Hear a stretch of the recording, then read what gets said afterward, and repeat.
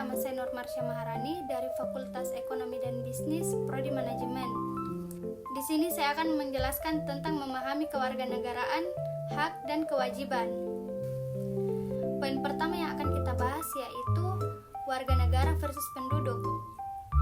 Bayangkan negara itu seperti klub eksklusif. Yang pertama warga negara, yaitu anggota resmi, punya hak politik seperti bisa nyoblos, wajib bela negara, dan punya ikatan hukum kuat. Terus yang kedua penduduk, seperti siapa saja yang tinggal di sini, termasuk orang asing atau WNA, mereka boleh tinggal pakai kitas atau kitab, tapi nggak punya hak politik dan nggak wajib bela negara. Poin kedua yang akan kita bahas yaitu cara dapat status warga negara. Ada dua sistem utama di dunia. Yang pertama, ius soli atau tanah, seperti lahir di mana jadi warga negara situ. Contohnya Amerika dan Kanada. Terus yang kedua, ius sanguinis atau darah, seperti ikut warga negara orang tua, nggak peduli mau lahir di mana. Indonesia pakai sistem ini.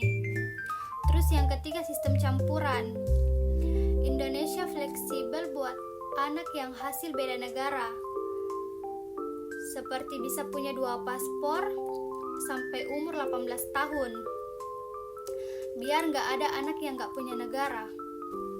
Poin ketiga yaitu hadiah jadi warga negara. Yang pertama, pendidikan. Sekolah wajib 9 tahun dibiayain negara. Ada beasiswa KIP sampai LPDP. Negara wajib sisihin 20% APBN buat pendidikan.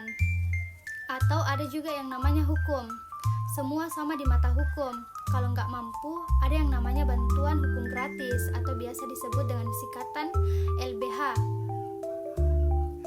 Dan yang terakhir ada yang namanya politik, seperti bisa ikut memilih calon pemimpin atau nyoblos. Tapi bisa juga mencalonkan diri jadi pejabat atau bikin partai sendiri, seperti itu. Poin terakhir yang akan kita bahas yaitu tagihan yang harus dibayar.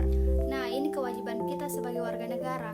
Nggak ada yang gratis, ada harga yang harus dibayar. Seperti yang pertama, taat aturan.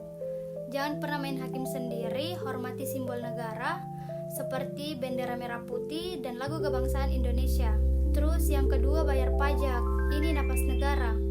Sekitar 75% duit negara buat bangun jalan dan sekolah asalnya dari pajak kita. Ingat laporan SPT tiap tahun. Terus yang terakhir, bela negara. Kita nggak harus pakai senjata tajam buat bela negara. Kita hanya perlu cintai produk lokal, nggak menyebar berita hoax di sosmed manapun, dan yang paling penting, buanglah sampah pada tempatnya. Itu sudah termasuk bela negara pada zaman ini. Intinya, hak dan kewajiban itu satu paket.